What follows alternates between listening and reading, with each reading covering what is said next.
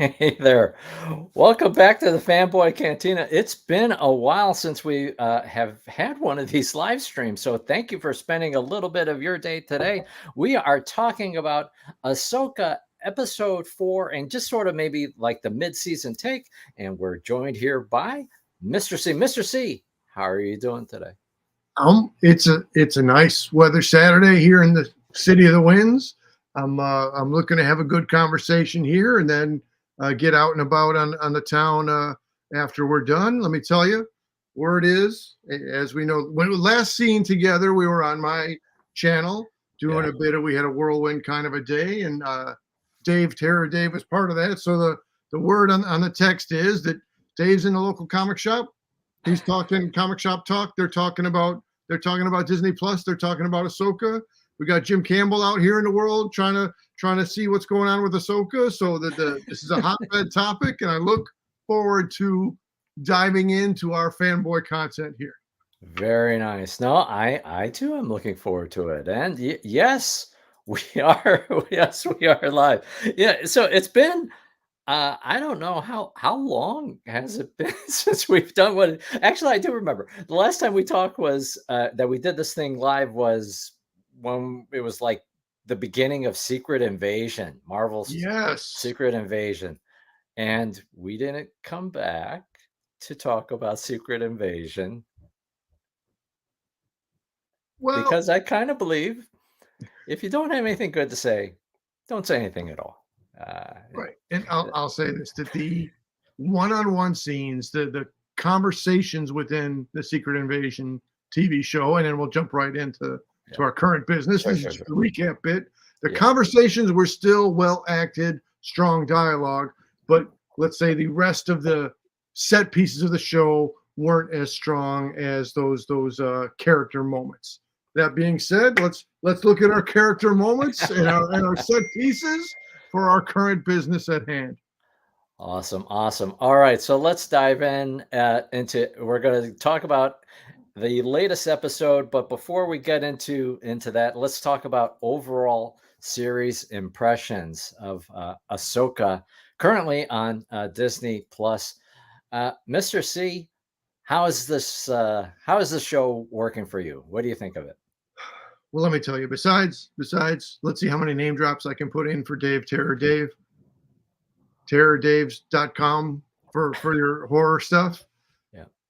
That day we did our whirlwind tour a couple weeks ago. We started off at Superdog. So there we were sitting around the table at Superdog, clearly not in the comic shop. I'm saying this is a discussion topic that's worthy for many settings.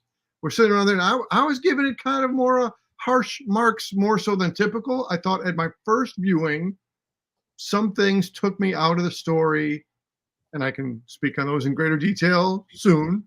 But upon my second viewing to get ready for our conversation right here, they were minor pieces of things that took me out of the story, but I still have to respect both the incorporating of the many decades of Star Wars history into what was going on here, and it's a good watch. It's a good watch.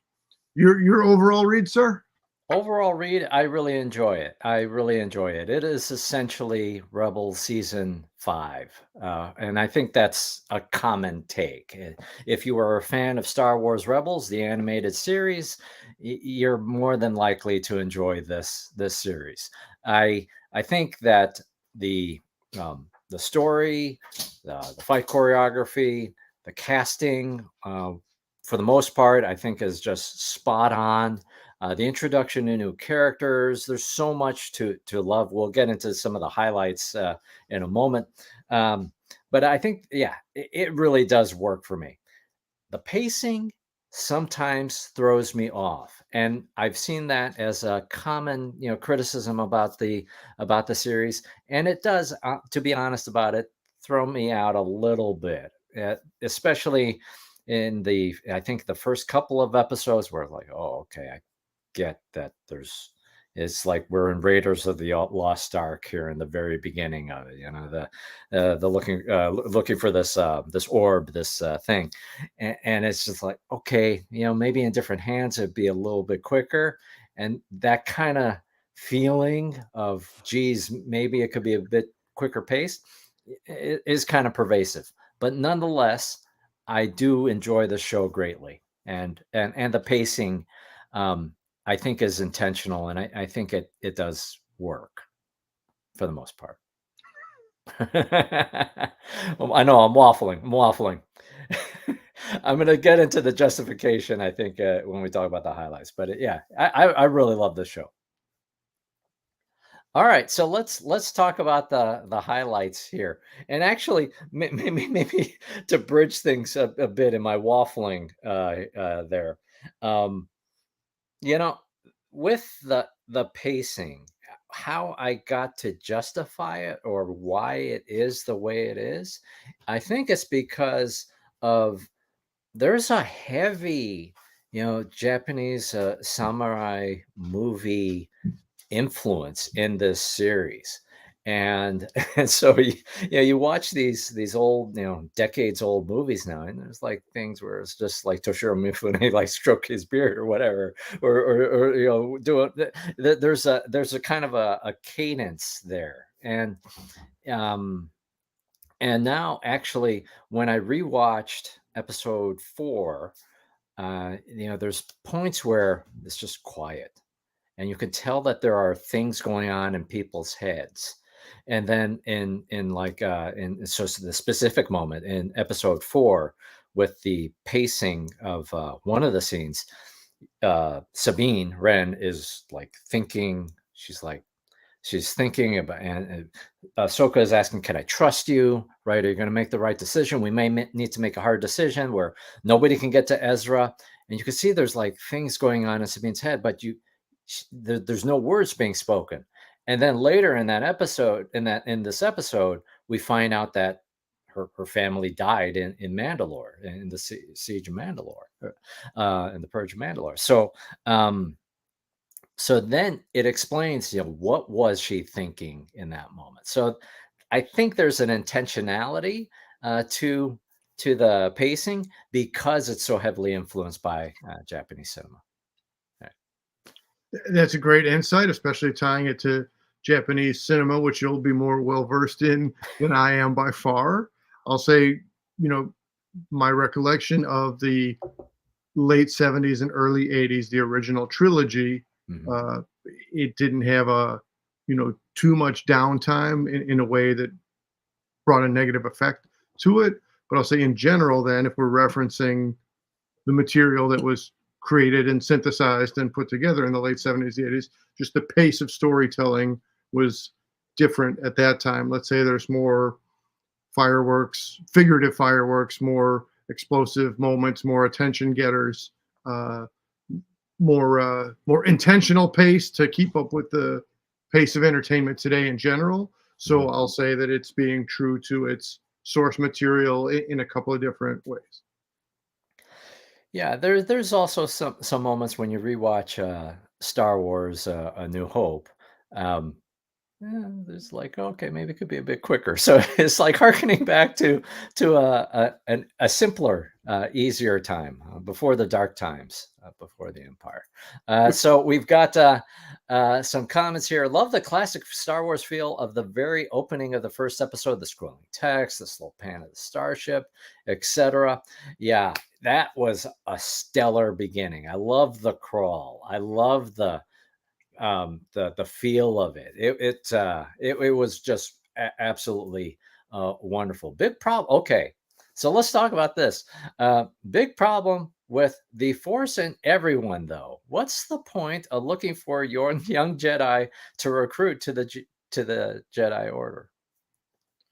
Yeah. I don't know how good my answer for Junkyard's question here is. I guess there's just a levels, and I don't want to approach the topic of the wills or that kind. But let's just say in general terminology, the you're I'm making this up on my own. This is not a Star Wars thing, but your force sensitivity scale rating could be, it could go to 11, or it could be on a 1 through 10 scale. And Mhm. so the force is in everyone, but maybe more like at a 0.5 or a 1 or a 2. And then say off this scale that I'm just making up off the top of my head right now, maybe you got to hit 6 or better to be force sensitive. And so maybe maybe that's what's going on, or maybe Filoni's got some good notes in an actual book or somewhere that would be available, but otherwise, without without access to Filoni's and Johnny Favs' notes, that's my guess speculation. Fanboy, how would you approach Junkyard's question? Well, yeah, that's a tough one. That's a tough one. It I do like the idea of the force being the force flows if within all of us, right? Yeah. It's just that what whether one has the what is it the the talent to also be able to wield the force that and I think that the notion of talent was a brand new thing introduced in Ahsoka in this series. Um, yeah, if you go back to the prequels, right, that was the introduction of the whole midichlorians thing, and then like you had to be genetically, I guess, predisposed to be a Jedi, which I felt was a little off-putting compared to maybe you know the notion of what I thought Obi-Wan was saying of the force of within us, with all of us. So I don't know. So maybe it's the whole young Jedi thing is so you can reach somebody before they're so they're able to be a good student and continue on their Jedi journey. It could be that is force feeding the hero's journey myth where it's somehow imbued in the young. I don't know. I don't know what it is. Well, I'll give you that. I think bridging Junkyard's question to one of my mental notes is that they made a distinct point in the dialogue to set up and then re-reference that Sabine, rates low on whatever those specific things are that she rates low. She's the aptitude, talent. She's the least likely. So my take is they're trying to have a character arc and build Sabine up as an underdog, as a outside chance, unlikely to win, and then she'll persevere and find a way to pull it together and beat the odds. So I as we're at the midpoint now, I'm curious when we get to I was going to say 7, 8, and 9, but this only goes up to 8 episodes. So as we're in episode 7 and 8, I'll be Mhm. interested to see what is Sabine's arc and by what means is she overcoming the unlikeliness of her to rise up. Just some more comments. The highlight that I pulled out a few moments ago was about that Japanese influence, the samurai kind of movie feel, and just connecting these. Oh wait, okay, I'm gonna hop around. Sorry, hopping around. So yeah, I'm not buying the scale argument that since they imply the training increases ability. Yeah, yeah. Okay, so now going back to the samurai movie piece, you're right, G, on the samurai movie influence, especially the lightsaber fights in the forest, see Sword of Doom movie. Yeah. So yeah, I really love. Okay, so this is another one of my favorites about this. It is the fight choreography. It is the lightsaber fights. It feels like Star Wars.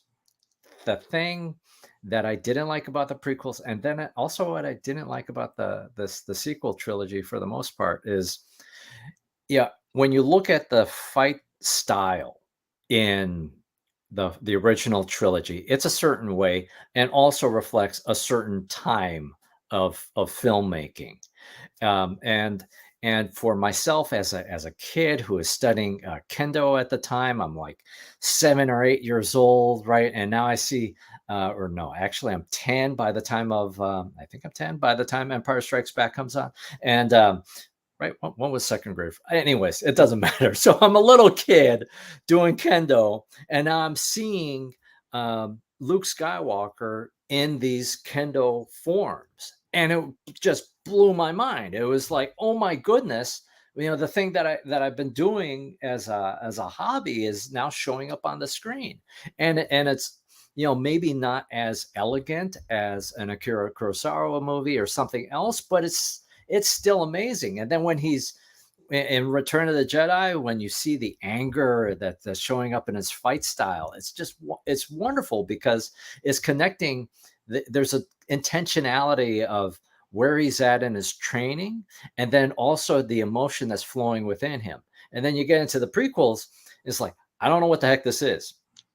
Nobody fights like this in things that we've seen before, at least in the prequels. It's fine, and then when you get to the return, I'm sorry, I'm talking too much, Mr. C. But in like Revenge of the Sith, and they're like, there's a GIF of this thing of them like spinning the lightsabers around. Yeah, it's like, what the heck is this? And It's visually like, wow, look at all that. But then you got it's a bit of a tilt a whirl kind of a yeah. What's this? What's what all this? is it? What's all Yeah, this then going on here? this is how you die. It's essentially this is how you get yourself killed by spinning around. You're not Bruce Lee like twirling the nunchucks around. This is how you get killed. And then when you get to the sequel trilogy, there's no form with anybody. And Kylo Ren fights more like a broadsword type of approach with his lightsaber.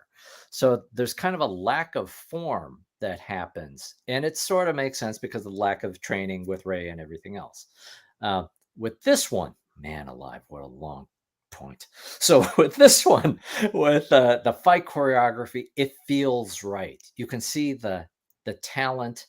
There's when she decides to use one lightsaber versus two, there's a thought process behind it. With Marek, she uses one because she knows she can best this guy quickly. And then with Balin, she uses one. I think it's because to be respectful of this former Jedi, of using one lightsaber against another person using one lightsaber.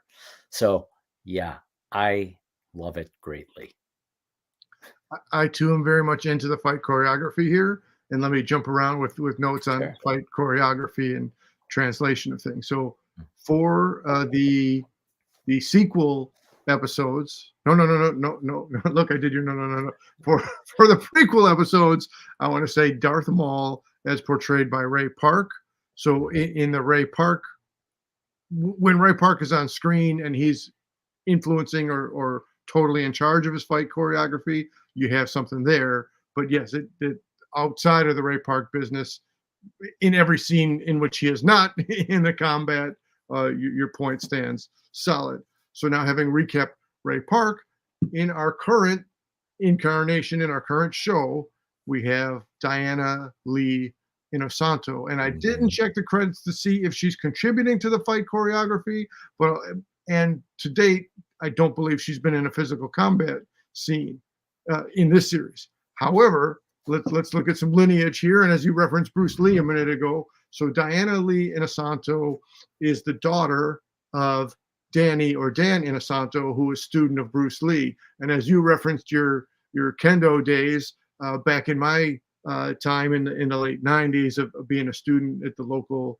facility here, the Dagerberg Academy, Danny Inosanto would just be on tour going around to different martial arts training houses and not guest speaker.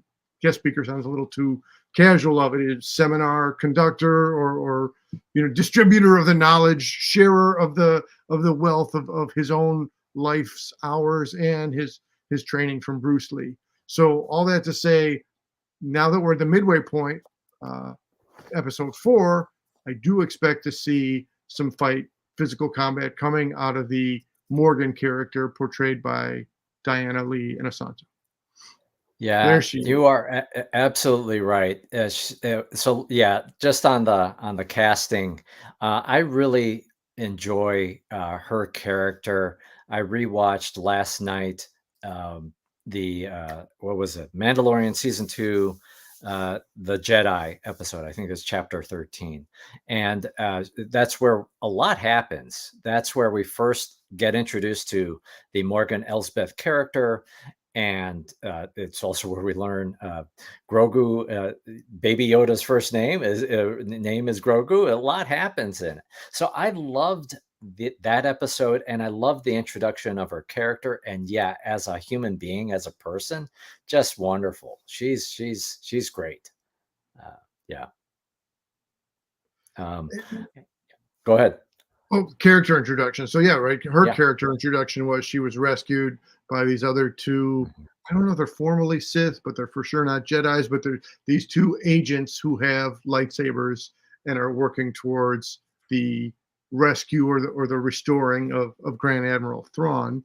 So I'm going to say that as the as a group of three villains, they seem to be more on the same page with each other naturally in a flow. Like they're not debating their goal. They seem on camera more unified in their plan and their activity. Now, by contrast, we're taking Ahsoka's intro is very calculated and she's very competent. But Mhm. for Sabine's intro, riding the what on Earth would be more like a motorcycle, but was the not the land speeder, but the The the other speeder bike, the speed. Yes, yes, yes. They're perfect. Oh, perfect, perfect, right. So they're showing her as a more of a Han Solo-ish rebel, disinterested in regulation and protocol, and a wild child, if you will. So and then the general, the Twi'lek character general. So the three heroes correspond to the three villains, but at the opening, I just thought that was interesting that the three villains seem to be more unified in their purpose, and the three heroes are more at odds, and they're trying to unify or reconcile. No, that's a great take. That's a great take. Yeah, the the bad guys seem to have their act together better than our heroes here. And no, absolutely, absolutely. Yeah, the introduction. I mean, how episode one is able to just start out so strong with the introduction of these two characters. What is it, Balin and Shin Hati? Yes. They're really interesting. I am curious why they have red lightsabers because to one of your points, I don't think they're Sith necessarily. I think they're just mercenaries. They're Jedi who fell out of the order and they're trying to make their way through the universe, you know. And so I don't think they're Sith necessarily, yet yet they're wielding these red blades. It could be for convenience. It's just easier, right? To show cinematically these are the bad guys. Some Um, cowboys wear white hats, some cowboys wear black hats. exactly right. But I don't think that's actually a reflection of their status. And let's talk about the Ray Stevenson character here of Balin Skull. And wow, what a loss to the universe, I guess, as it were, because he's just phenomenal in this series. Yeah, and I Uh, have to say I'm not. I haven't followed his career to any noteworthy measure. Just mm, he clearly he was alive during filming. He mm. passed on this past May. So, but just I mean, just look at this visual right here. So it's kind of referential to Vader, but it's also kind of referential to a dark wizard, or just and it was talking about heroes and villains, iconic imagery, and Joseph Campbell and the archetypes. So this is clearly a an archetype of a villain. He's got the full flush white beard. He's got the dark cloak. I mean, he could just as well have portrayed a king or some other character with great power. I know in the Thor movies, in the Marvel movie universe, he was playing the supporting character of Volstagg, who's That's got right. roots in Shakespearean work that then Marvel kind of repurposed him into being an Asgardian character. So I just having not followed this guy so much, and this being uh, this series being the most I've seen of him, yeah, he's really he put on a great performance, and it's unfortunate that he's passed on. No, absolutely, absolutely. It's such a he's his performance here is just so layered and interesting. He brings this weight or gravitas to the role, the way the patience and that he has in his portrayal. There's just so much he brings to it, and we don't know here at the mid-season whether he's going to, survive at the end of this. We don't know if Ahsoka's going to survive at the end of this. Um, it's just unfortunate as you watch this series, you just wish for more. I think so many people wish for more, would love to see the continuation of this character, regardless of the story. And unfortunately, in real life, you can't have that with Ray Stevenson. Yeah. Yeah, and Um, then taken from the actor to the character. So the character has had interaction with Anakin, was mhm. able to reference that in his lightsaber battle, and he got the win over Ahsoka. So, I mean, this character has a clearly fascinating history for this a time period within the Star Wars timeline that I'm not so very well versed in. But hopefully, for the back half of the episodes 5, 6, 7, and 8, we'll get to have some more of that history uh, either teased or full out resolved or presented. In the comments, Jim Campbell writes, I've read they actually have orange sabers. I didn't know. Yeah. So, hey, that would explain a great deal. Uh, yeah, maybe that's it. Maybe I need to change the brightness on my TV. But that's a perfect Jim Campbell question because Jim Campbell, any question from Jim Campbell from Campbell's Corner is going to be at least a little bit of a stumper, and that's a researchable stumper. But that's the inquisitive mind of Jim Campbell ever present, and we're appreciative of it. Also in the comments, Dave writes, "Hey Dave, Sith and Jedi are titles, and a dark practitioner of the Force can use red without being one." That's a great take. That's great. I know Dave's made it clear he's retired from YouTube, but now the episode we're not going to get is Campbell and Dave on the screen at the same time to take the Campbell questions and the Dave knowledge base. So, but I'm good with it through the comment section right here the way we have it. This is a good business.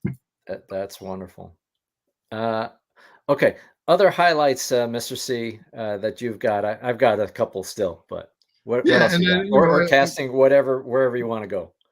yeah, just jumping around a bit and the opening set, right? That's a I don't want to use the word tropes, but I want to use staple interaction, a well-established interaction. You've got a ship trying to dock under some dubious purposes, and clearly Lucas and Spielberg and Filoni didn't invent that, right? That was a story device from long before the 1970s.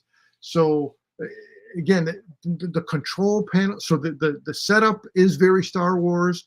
The set, the control panels. You have a bluish 3PO droid in the so it just hit a lot of, is this delivering true, consistent, and real, and what I would say good Star Wars? Yeah, yes, it is. And then just from episode to episode, okay, should Sabine have been healed, or because everybody else that got struck down with a saber didn't? So all right, that's debatable, that's controversial.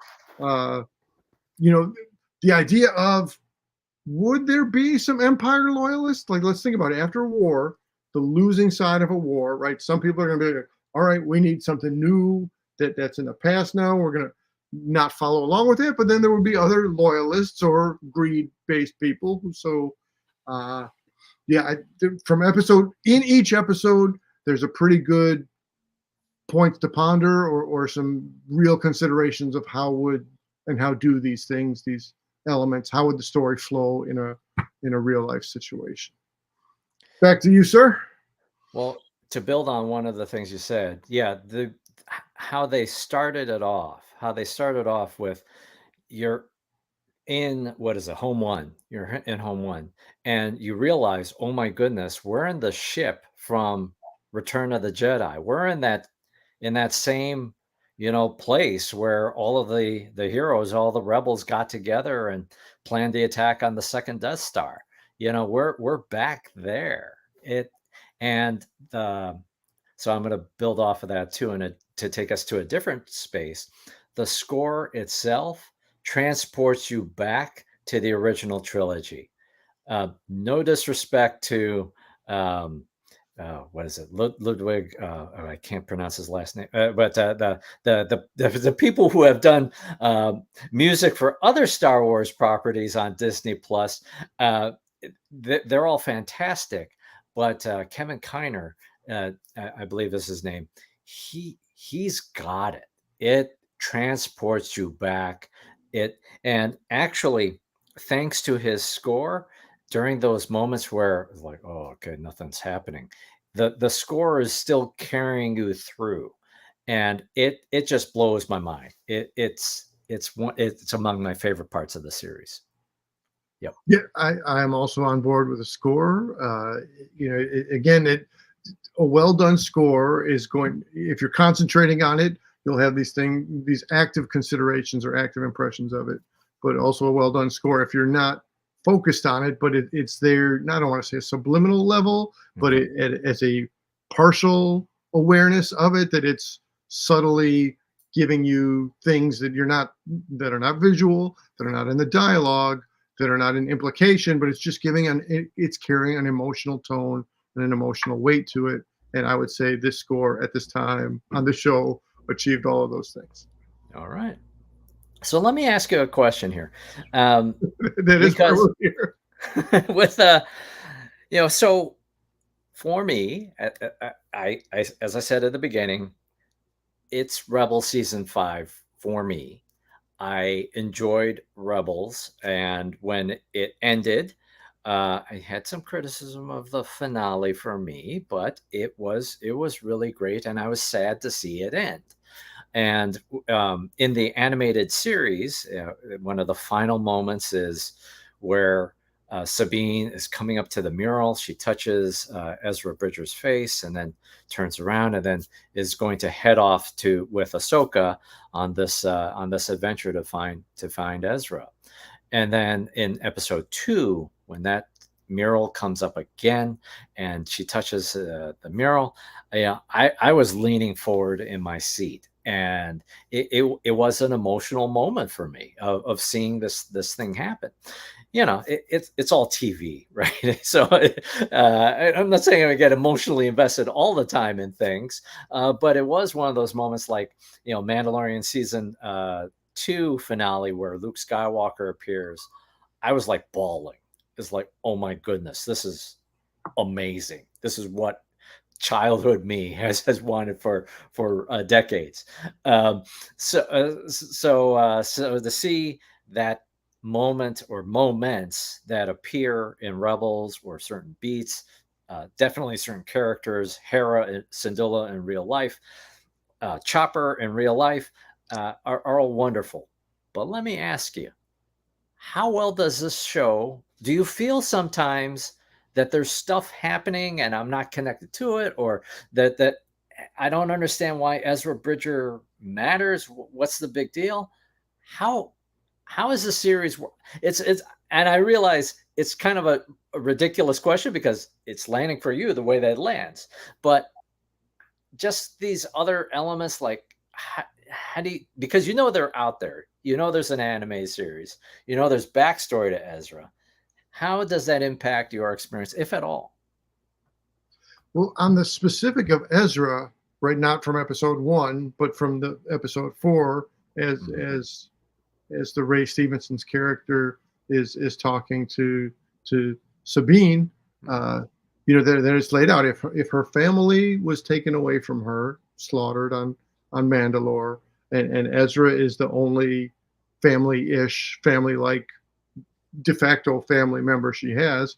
Well, of course, she's got to have an enormous amount of investment in connecting with Ezra. So for the time being, I don't for my own viewing purposes, I don't need to know more about Ezra than that. Again, I remember for whichever of the reviews, for whichever the Disney Pluses we were speaking on before, we spoke on the space whales, or I guess they're star Yeah, Virgo. whales who Yeah. are migrating. So that to me, that I didn't really know anything of space whales. The fact that there is this pathway between galaxy one and galaxy two, or this galaxy and the other galaxy, and that's along the migration path for a space whale. Again, to me, that's a really interesting, thought out thing based on some real world stuff, right? Mhm. Animals have migration patterns. So why wouldn't these guys? So those existing space whales or star whales, then there was a way to weave that together with the current plot thread and with the current drive of the thing. Where is Ezra? Where is Thrawn? How do we get to them? So yeah, I'm sure if I had been more of a Rebels viewer that these things would, land even larger and better for me. But as the uh, self-identify as a lesser educated viewer of those series, I'm not scratching. Like I'm not like I can't figure this out. Right, I would right. say it's it stands well. It stands well. I was gonna reference current Marvel stuff and do you need to see more Marvel and is that but then I didn't want to go into the Marvel problem, so I hesitated and retract my thought process. We could see the wheels turning. Yeah, yeah, yeah. I wonder also, and I don't feel that I'm a big Rebels fan. I know there are huge Rebels fans out there. And for me, I was more of a casual viewer. I enjoyed it. Did not enjoy the first season that much, but as it got further in and the stakes went up and we got more lore, it did eventually click with me. But I would say I'm a casual viewer, so I wonder a little bit about, as a Rebels fan or positive feeling Rebels viewer, that we may cut a little more slack for certain elements that may not work for others who have had zero exposure to it. Um, in the comments, Junkyard writes, "Yeah, definitely not much vested for me without having seen Rebels, but now I feel like I have to understand the emotional slash social connections." Yeah, that makes sense. So pretty clever, Disney Plus, to get me to watch another show. Yeah, that's right. I mean, it's a lot of content. That's a lot of content. I am likely never to watch all of the Clone Wars. It's just a lot of content. Some episodes are better than others, but I've seen many of the arcs within it. But yeah, I haven't seen everything. Rebels, I think, is an enjoyable ride. I definitely enjoyed it. All right, let's move forward here a bit. How are we on? Okay. So we talked about highlights as a whole. Let's talk about episode 4. So I think we've addressed many elements within um, our, our past a few moments together here, talking about the series as a whole. Let's maybe jump to the ending. Let's Let's jump to go. the ending here, Let's just go. in the interest of time. All right, so we have we have so much that happens in this episode. We've got our heroes uh, uh, going after the orb and trying to stop the map from being discovered, and figuring out the bad guys figuring out how to get to Ezra first, General, or actually Grand Admiral Thrawn first. We also see the General Harrison Dula and a ragtag group of X-wing fighters, among them Marshal Carson Tsiva, heading off to the rescue. Uh, they somehow survive the hold maneuver for the most part with that jump to hyperspace, but whatever. And and Balin seems to best Ahsoka, kicking her off of this cliff, and then she finds herself on this astral plane of some sort. Yes. And Yes. and then we hear a mysterious voice, and she turns around and is greeted by none other than her former master, Anakin Skywalker. Uh, Thoughts on this episode, Mr. C? What did you think of that ending? Wow. Yeah. So let's say there's shades of the age image altered Mark Hamill appearing as Luke Skywalker again. So that's if they're repeating that trick again, it was still well executed. It still played well for me. And I had no expectation of Anakin showing up. I'll say a little bit similar. So Vader in A New Hope, Vader defeats Obi-Wan in lightsaber play, and then Obi-Wan later returns as a Force ghost. So it's kind of astral planey. So again, it's kind of taking the same concepts or the same integral DNA of Star Wars and of hero's journey storytelling and presenting it in a way that's working for me. So what's next? So so cliffhanger of cliffhangers. So they're going to open up the next episode. Are they going to revert to the other scenes? Are we going to see what's the droid's name? The David Hu Tennant Yang. was. Are we going to see Hu Yang for a few minutes to build up more anticipation, or are we going to get right back into that same scene for that same moment? But we've got a couple more days to wait for it to drop, and it's working. They got me. I want to see it. And then how much more Hayden Christensen will we get to see in these other 4 episodes? Is it more of a Force Ghosty, smaller amount of screen time, or will it be more significant? And then it begs the greater question beyond this series: what's as Chai-Star G would ask us, when's the next live stream? So now it's given me that similar question: when's the next Hayden Christensen appearance on screen? Yeah, no, it's definitely next week. I think we can absolutely count on that next week. That would be really awful. How much of how much of a disappointment you end with this, and then okay, and now we're gonna see Chopper on his own side adventure. That would be really disappointing. Yeah, he's definitely going to appear. So in the comments here, so yeah, where the heck is Ahsoka? Jedi purgatory or hell because of Christensen's Anakin? The dead appearing is one thing, maybe be but the maybe living being in some other plane. Where is that from?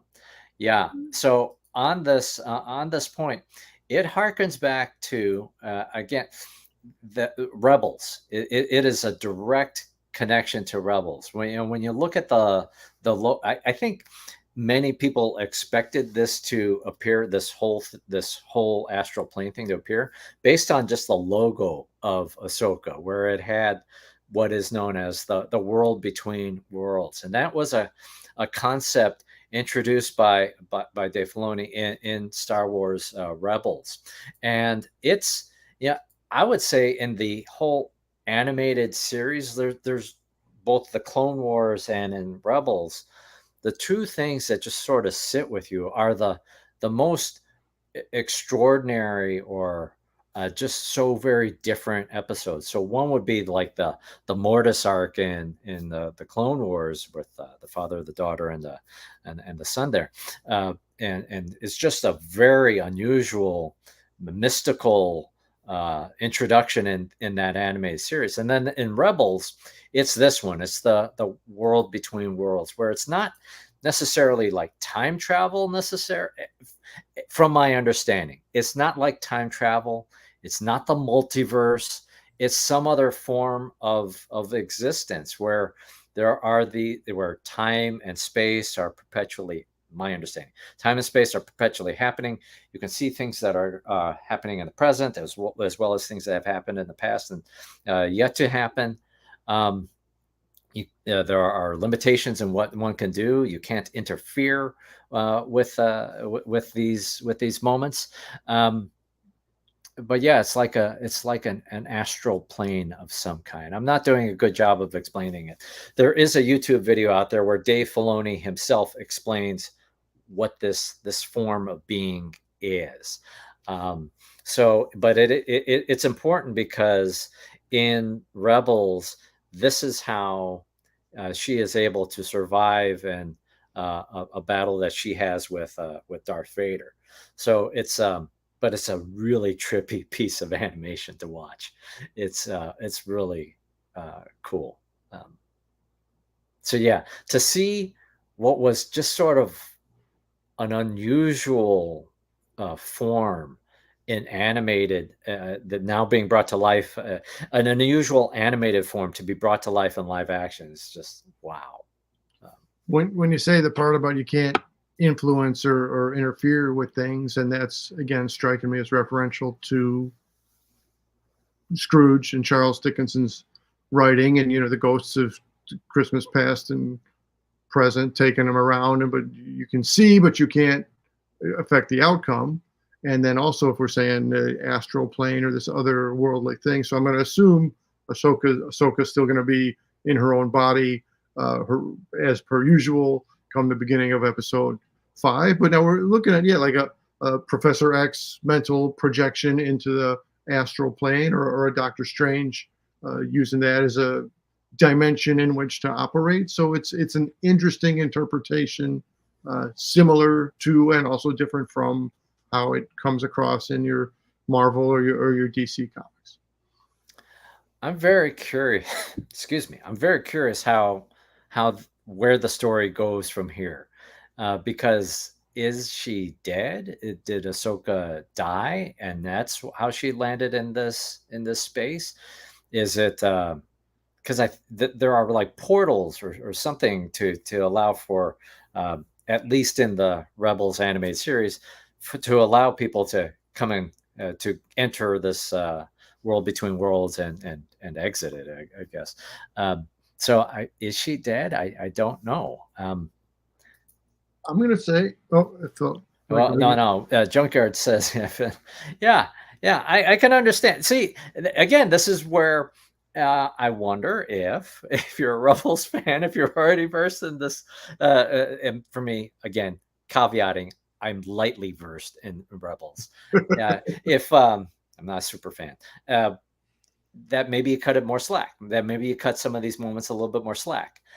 For me, it was mind blowing, leaning forward on my sofa. Oh my goodness, this is actually happening. Um, yeah.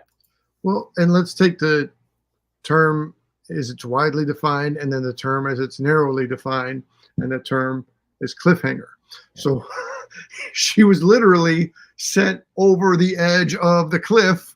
So I anticipate there's either a ledge just below, or she's hanging on to something, but I would expect her to be knocked out or concussed, or what have you. So I assume we're gonna see her lying on a mini embankment cliff, just a few feet below the peak of the cliff from which she was overthrown. Yeah, maybe. I mean, we see that there's water down there. There's water down below, right there. Um, okay, and Jim Campbell writes, yeah, episode 5 will release in some theaters, so it's got to be big. It's got to be big.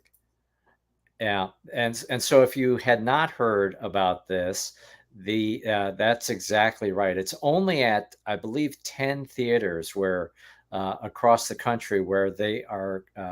I'm trying to pull up the ad where episode 5 will be airing. I apparently have deleted it. That's unfortunate. Talk amongst yourselves while I Well, look at I'll speak a minute Reddit. while you're doing a search there. So Yeah. clearly Campbell is on top of all the latest news, as per usual.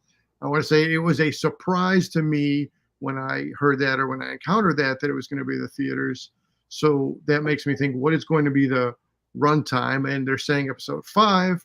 But then, so if somebody's going to go out, was this just more of a spontaneous thing? Hey, well, the runtime is the runtime, but something came to fruition. The science experiment volcano baking soda came to rise in that moment, and then it was just time to, okay, let's run with it.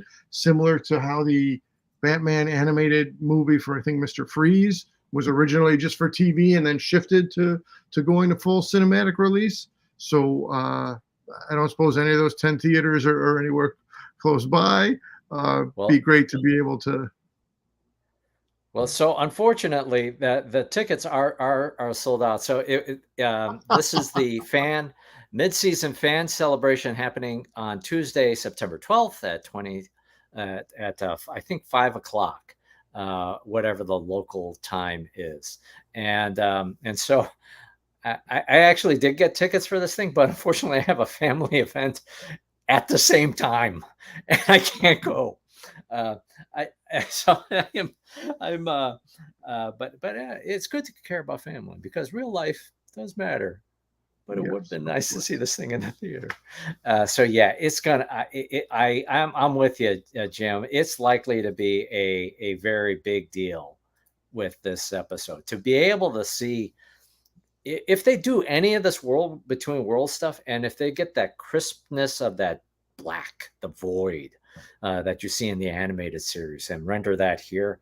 Oh my goodness, it would be. It gives me chill. It is actually giving me chills to think about of seeing that in the theater. So, yeah, I have high expectations for next week. Yeah. All right. So, let's see. Other things that we should cover on episode 4. Um, I you know, thought it was a oh, go ahead. I was just going to say the turn that happens, the what's really great, among the things that were really great about this series for me is the quality of writing. Maybe sometimes the dialogue is a little stiff, or maybe, but the progression of the story, where we knew from the beginning, or like, early on in this series, where this was going. It's to find Ezra Bridger for our heroes, and also for Morgan to find General Thrawn, to find Grand Admiral Thrawn. So we've known that from the beginning where this was headed. We also can there's also good signaling that with Sabine's struggle to become a Jedi, she doesn't have the talent or whatever else. I'm assuming she's going to be extraordinarily talented by the end of this thing. So we kind of see that being signaled. Um, I think there's a good approach to where this season is headed. This arc is headed. Um, I'm interested where it's going to land, because I think there's only one known Star Wars movie that's on the slate right now, which is Dave Filoni's movie, which I believe is supposed to bring all of these Disney Plus animated Disney Plus series, Star Wars series together. So does Ahsoka live? I hope at the end of this thing, but there's just a good quality of production here, a good quality of writing on the whole, and I like just the progression. I like the progression. I was unaware of the details of a Filoni directed work coming to the big screen. But you think of it, you got your Mandalorian, you got your possibly your Boba Fett, you got your Ahsoka. I mean, it's a wealth of characters there, as has traditionally been the case in Star Wars stuff. You have to have a quality motion picture, a wealth of characters helps along that goal or that end. I want to say for my closeout thoughts for episode 4, right? For the episode starts, they're kind of sitting ducks, and then again, let me just say briefly, because this is a whole other thing, to have Doctor Who, to have one of the former Doctor Who's now being a supporting vocal actor, again crossing over the different fan universes or incarnations of sci-fi. So that's super cool in itself. But now you have that character delivering the line of "stick together." I've always thought you guys are better when you stick together. And then in combat, they ended up splitting and not sticking together, and that clearly had. So it was foreshadowing. There was clearly the negative. There was one temporary victory that Sabine had, and one up to the end of the episode loss that Ahsoka had. Now, however, Sabine, I earlier said about her being kind of the wild child elements, or comparing her similarities to Han Solo being a non-conventional person, but maybe she's also got a bit of Luke Skywalker character threads in her, because wasn't it Yoda telling Skywalker back in the day he had to possibly sacrifice his friends, or it was too risky for him, but Skywalker had resolve and faith and confidence in himself, and loyalty and love for Han and for his sister Leia. And so he, against advice of Yoda, went out there. So Sabine did the similar thing with the map. She has to find a way to get to Ezra against the older and wiser person's advice. So maybe we're going to see some Luke Skywalker like results out of Sabine, who is currently shackled by these mercenaries. So looking forward to 5 and 6 and 7 and 8. No, definitely. With Yeah, Jim Campbell writes here, who is Balin's Padawan? That's Shin Hati is the and actually I don't know how this works. If they're not Jedi, can you have a Padawan? So whoever's the apprentice here, yeah, that's Shin Hati. I And I um I'm one you know, who knows? Who knows? There's more texture to the Balin character where he's that mercenary, but he's regretting that he may have to kill or he killed Ahsoka, right? There's just not many Jedi left. He makes that remarks. There's a lot happening within his head yeah, and his position, and with this Padawan, with this apprentice, yeah, she seems to have a little bit of her own fire in her and trying to force choke Sabine from the get right, go. right. She's got some Right. Kylo Ren similar characterizations to her as well, and that's the thing. So we know there's the rule of two, where there's Mhm. a master and an apprentice, and then it'll cycle up to that apprentice, then becomes a master, and that. But in this context of mercenaries who are force wielding mercenaries, does the same old rule of two apply? Or does it not apply? Is there, I don't want to say an amendment, but is there a variation of it? So I like looking forward to five and Looking six forward and to it. seven and eight. Looking forward to it. Absolutely. With her looking for Ezra as her motivation to find her lost family. Um, a thing, just one last thing about episode 4. So we learn what happened to Sabine's family, and it is likely the trigger for the falling out between Sabine and Ahsoka, where something had happened that it seems like Sabine was prevented from going to Mandalore to rescue her family, and all of her family dies as a consequence in the purge. Um, it's one that's really awful, obviously, Yes. just that to have lost her family in that way, because her family does appear in Rebels, and so for me as a viewer, that's also unfortunate because the person who voiced the mother, I think, is Michelle Yeoh. So it would have been really great to see Michelle Yeoh in the Star Wars universe in live action. Head would have exploded, that kind of thing. Uh, yeah, but instead we have tragedy instead for the family. All right. Okay. So I know we're running late here. So one last thing, because I have forgotten to mention it in episode 3, something that I particularly found funny was this scene where she is fighting with the mask on. This is not unusual to anybody, right? Because it's like it's in our very first introduction of Star Wars, where Luke is fighting with the blast thing, the blast helmet on. So that's not unusual. But for the first time, we found out what is the name of this fighting style, and it's Zatoichi. Oh, Zatoichi is the fighting style, and that was really funny, because it's a nod to this, which is Zatoichi, who is a blind swordsman character in Japanese cinema. So he's a drunken blind. He's like a drunken masseuse. He drinks a lot, and he's a masseuse. He travels around, and he has these adventures. Mr. C, if you, as a Daredevil fan, right? You know, this is exactly that. There's like a bunch of like kind of influences of like just how he interacts. I feel anyway. There's influences, not just because they're both blind, but in terms of just this fighting style. Yeah, it's pretty awesome. So, um, yeah, I enjoy that immensely. you've given me a whole new character to learn about and to chase down, and within that brings me the question, in a Jim Campbell like way, did Frank Miller have knowledge of this? It wouldn't surprise me.